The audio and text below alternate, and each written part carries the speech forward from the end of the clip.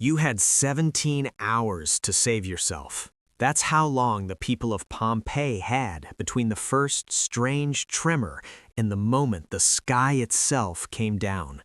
17 hours between normal life and absolute annihilation. And if you think they had no warning, no chance, no choice, that's not true. They had time. What they didn't have was certainty. And in disasters, uncertainty is often deadlier than lava. It began around midday on August 24th in the year 79 AD when the ground beneath Pompeii shuddered. Earthquakes were not new to this region near Mount Vesuvius. In fact, 17 years earlier, a massive quake had damaged much of the city. Reconstruction was still ongoing. So when the first tremors hit, many people did what humans always do when something frightening feels familiar. They rationalized it. It's just another quake. Shops stayed open. Bakers kept kneading dough. Wealthy elites remained inside their villas, surrounded by frescoed walls and shaded courtyards. The mountain loomed quietly in the distance, green and unthreatening. No one called it a volcano. It was simply part of the landscape. Then, sometime after 1 p.m., the mountain tore open. A column of ash and gas exploded nearly 20 miles into the sky. Witnesses later described it as a pine tree shape, narrow at the base, blooming outward at the top. The sky darkened as pumice stones began to fall. Not lava, not fire, just small white stones raining down like a strange hailstorm. It was dramatic, yes, but it wasn't immediately lethal. And that was the most dangerous part. Here was decision point 1. Do you run from falling rocks that aren't yet killing anyone, or do you wait it out inside thick Roman walls built of stone and concrete? To many, staying made sense. Roman homes were designed like fortresses, few windows, heavy doors. Going outside meant exposure, inside meant shelter. Parents gathered children indoors. Slaves were ordered to secure property. Merchants closed shutters. The wealthy likely believed this would pass, like other tremors had before. But the pumice didn't stop. Within the first few hours, it began accumulating rapidly, several inches, then feet. Roofs started to groan under the weight. Streets filled ankle-deep, then knee-deep. Moving became harder. Every hour that passed made escape more physically difficult. Yet psychologically, something else was happening. The longer people stayed, the harder it became to leave. Behavioral scientists call this commitment bias. Once you commit to a decision, even passively, your brain resists changing course. We stayed this long, it must be safer here. By early evening, Pompeii was in chaos. Ash clouds thickened, the sun vanished. The city was swallowed in unnatural twilight. Oil lamps flickered against walls now trembling from constant seismic shocks. Some families attempted to flee toward the sea. Archaeological evidence suggests that hundreds did escape in these early hours, but for those still inside, leaving now meant stepping into near-total darkness, choking air, and falling debris. Here was decision point 1. Do you run from falling rocks that aren't yet killing anyone, or do you wait it out inside thick Roman walls built of stone and concrete? To many, staying made sense. Roman homes were designed like fortresses, few windows, heavy doors. Going outside meant exposure, inside meant shelter. Parents gathered children indoors. Slaves were ordered to secure property. Merchants closed shutters. The wealthy likely believed this would pass, like other tremors had before. But the pumice didn't stop. Within the first few hours, it began accumulating rapidly, several inches, then feet. Roofs started to groan under the weight. Streets filled ankle-deep, then knee-deep. Moving became harder. Every hour that passed made escape more physically difficult. Yet psychologically, something else was happening. The longer people stayed, the harder it became to leave. Behavioral scientists call this commitment bias. Once you commit to a decision, even passively, your brain resists changing course. We stayed this long, it must be safer here. By early evening, Pompeii was in chaos. Ash clouds thickened, the sun vanished, the city was swallowed in unnatural twilight. Oil lamps flickered against walls now trembling from constant seismic shocks. Some families attempted to flee toward the sea. Archaeological evidence suggests that hundreds did escape in these early hours, but for those still inside, leaving now meant stepping into near-total darkness, choking air, and falling debris. This was the moment denial became deadly.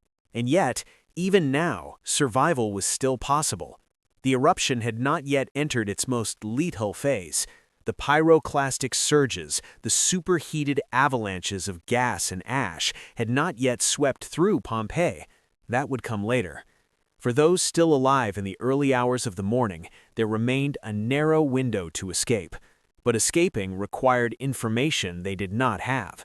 They did not know that Mount Vesuvius was building toward a catastrophic column collapse. They did not understand volcanic plume dynamics. To them, this was an extended disaster, not an escalating one. And humans are remarkably adaptable to worsening conditions, until it's too late. Around 6 a.m., the eruption column finally destabilized. The towering cloud could no longer support itself. It collapsed in on itself, sending a pyroclastic surge racing down the mountain at terrifying speed, hundreds of miles per hour, temperatures exceeding 500 degrees Fahrenheit. It was not lava. It was a hurricane of fire and toxic gas.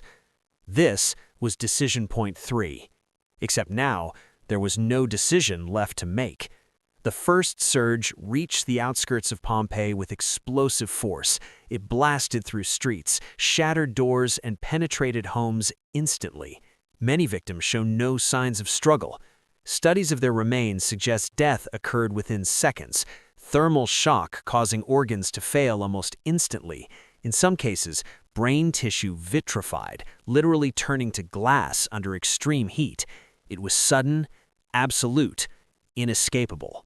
Those who had fled earlier may have survived. Those who waited until dawn were caught in a nightmare beyond comprehension. And here is the brutal truth.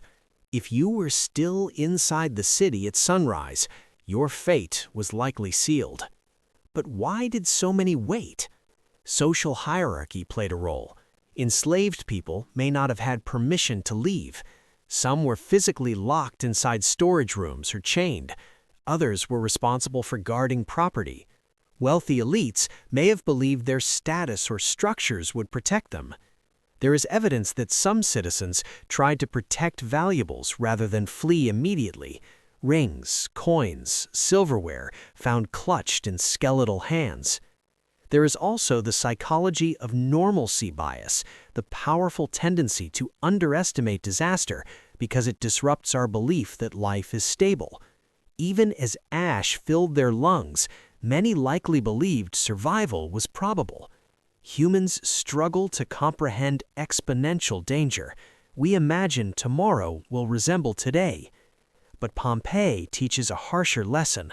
In disasters, the deadliest enemy is not always the event itself. It is hesitation. 17 hours. That was the window.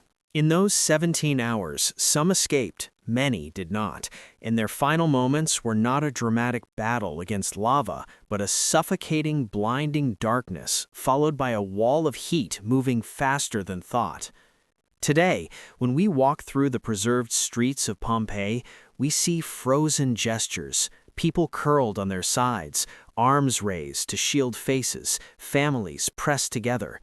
These are not statues, they are the negative spaces left behind when bodies decomposed within hardened ash.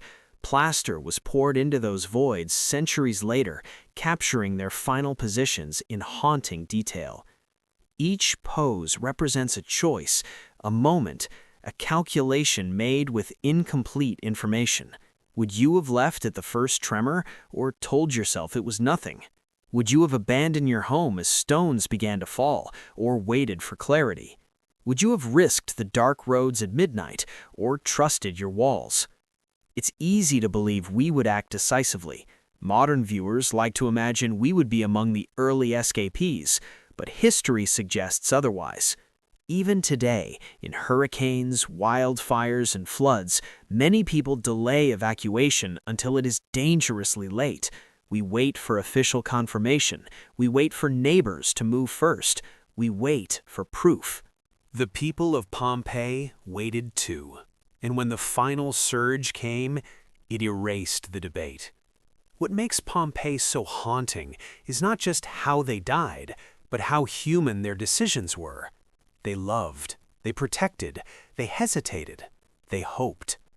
The eruption of Mount Vesuvius did not just destroy a city, it revealed something timeless about us, that in moments of uncertainty, we cling to normality even as the sky falls.